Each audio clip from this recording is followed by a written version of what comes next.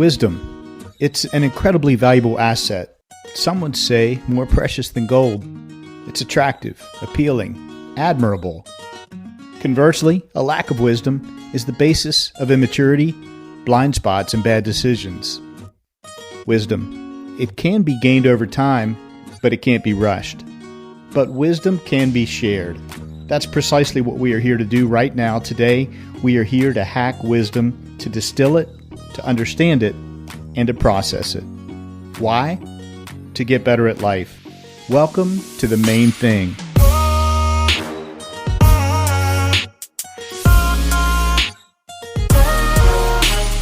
This is your new 9-minute podcast. I'm your host, Skip Linneberg, and I've set out to interview the wisest people I know.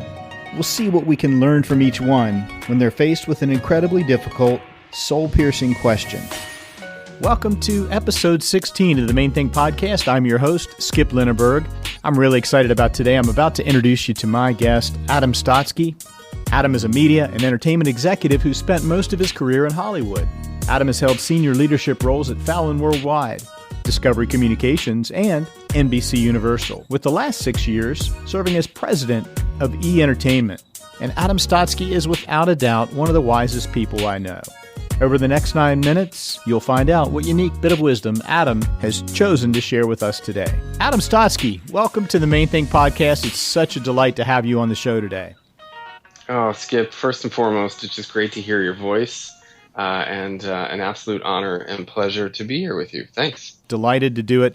Adam, for the sake of our audience, let's tell them a little bit about how you and I are connected, and I'm sure we'll sort of tag team this story. It starts in college, right? It does. For your listening population, I'm speaking to my fraternal big brother, Skip Lindbergh.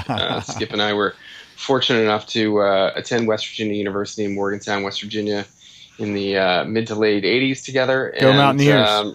Go Mountaineers, and I had the pleasure of joining a Brotherhood of Phi Sigma Kappa fraternity. My actual blood brother, Michael Stotsky, was a member as well, and I had some friends there, and they recruited me up, and along that process, met you, Skip. Adam, from the introduction, folks know that you have spent most of your career in Hollywood in the entertainment industry, media and entertainment, and I wondered if you would share with us just a few stories and remembrances, your thoughts about what it was like to launch Esquire Networks, because that had to be super cool to be a part of that. Yeah, I would say in no uncertain terms, it was the highlight of my career. I'd spent 20 plus years sort of working my way up the professional ladder, first inside an advertising agency, building brands and driving growth from the outside in. Lots of different brands, lots of different categories, lots of different business life stages, startups, Sure. Brands in decline, challenger brands.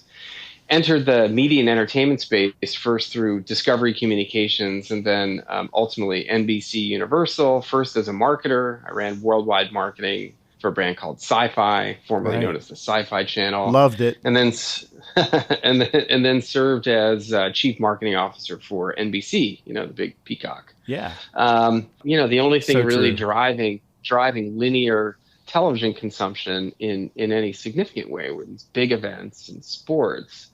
And so, even when we were launching Esquire, we kind of knew the challenge was an uphill challenge. We were sort of fighting against a secular, an industry change, an industry trend against us. But, I think because of the sort of clarity of the brand mission that we were looking to build, the singularity of the target audience that we were speaking to, and the belief that we were creating something that really didn't have any direct competition, I think it built a real optimism inside the culture of the collaborative that we had built. And I really believe that, the team just felt like anything was possible. And, for the majority of the time that Esquire was in its existence, that was true. It was 12 consecutive quarters of quarter-on-quarter growth in terms of audience size. It was 12 consecutive quarters of top-line revenue growth and 12 consecutive quarters of bottom-line profit growth. Wow. And so, incredibly proud of the experience that we built, incredibly proud of the team that we built, and really proud of the performance that the business was able to contribute to NBC Universal's bottom line. Well, hats off to you and your team for what you accomplished there. That's a great story. Thank you. Thanks. Thank you for sharing it with us and taking us inside of that a little bit. That was just fascinating to hear. And Adam, as you know, this is a short format podcast, so I'm going to pivot here and ask you the question that I ask each of my wise guests. Adam Stotsky, what's the main thing that you've learned so far in your lifetime? Skip, the main thing I've learned so far is to stay curious. And I love that you phrase the question as so far, because it is a never-ending journey, that's for sure. And I have found that as long as I can stay curious about life, about people, about ideas, about business, about relationships, about the world in general, it keeps me connected. It keeps me evolving. It allows me to avoid, the sort of traps and pitfalls that can unfortunately creep up from time to time. And I think that curiosity really cuts across every aspect of my life. I'm the proud father of 2 adopted boys. Yeah. We adopted them both at birth. They're now 12 and 13, or 12 and a half and 13 and a half. One of them looks me straight in the eye. He's 5'9", my 13-year-old. He's got a men's size 11 shoe. It's just, I know. I know. It's incredible. I love seeing them on Instagram. Thank you. Having an opportunity to kind of see the world again through 12 and 13-year-old eyes makes you realize that, that anything is possible. And to see their curiosity and to hear their curiosity about the world, about technology, about ideas. We've been fortunate enough to travel the globe with them, and to have these experiences with them in turn allows me to continue to stay curious and continue to learn about the world, about the people inside of it, about different, diverse, divergent cultures. And, I think that transcends everything. It's obviously a driver for life, full stop. But also, quite obviously a driver for me inside my business and professional context. I think that, the world that you and I grew up in, just a world of marketing, me in turn, marketing, media, and entertainment, is a world of ideas. And there is an absolute truism that great, powerful, breakthrough, innovative ideas can and will and do emanate from all aspects of a professional context, all aspects of an office. And if you allow yourself to stay curious about what any people think about an idea, a business situation, a show, a marketing solution, it really unlocks the best of people, and I think the best product along the way. And so, I think staying curious is absolutely the one thing that I've learned so far. I love it. Never lose sight of. What a powerful statement. Stay curious.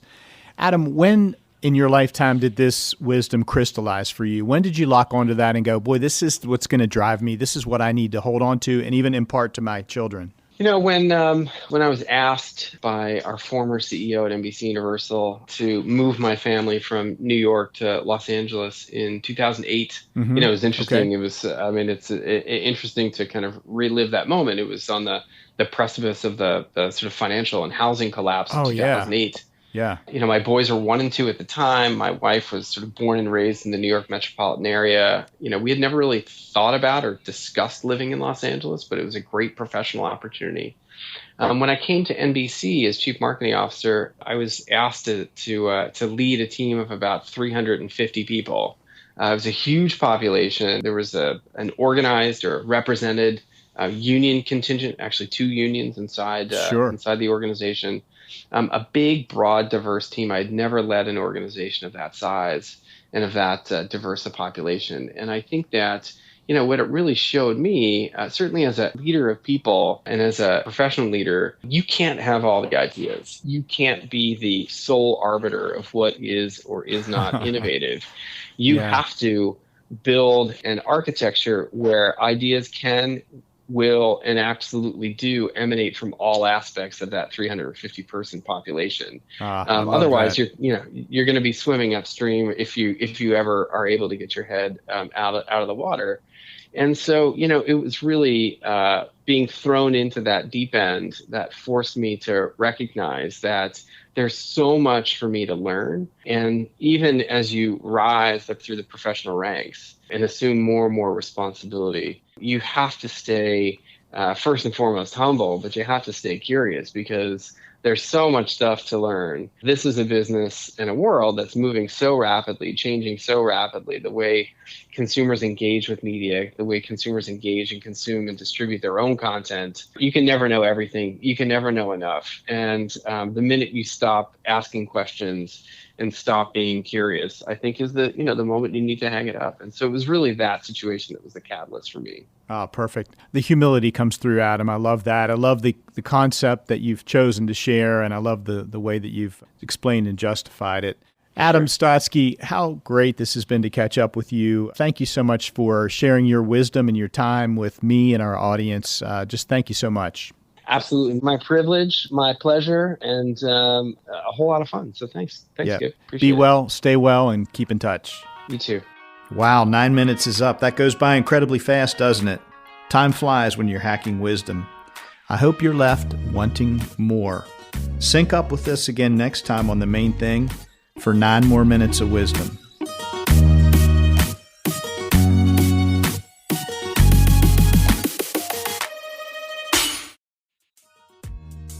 Hey, it's Skip here. I want to thank you for listening and subscribing. If you want to show your support for The Main Thing podcast, I'm excited to let you know that we now have a merchandise store. So if you want to get some Main Thing merch, just go to teespring.com/themainthing. Teespring is TEESPRING. So that's teespring.com/themainthing. There you can find t-shirts, coffee mugs, stickers, tote bags, all emblazoned with the beautiful The Main Thing podcast logo. Check it out. Go get some merch. Thank you in advance.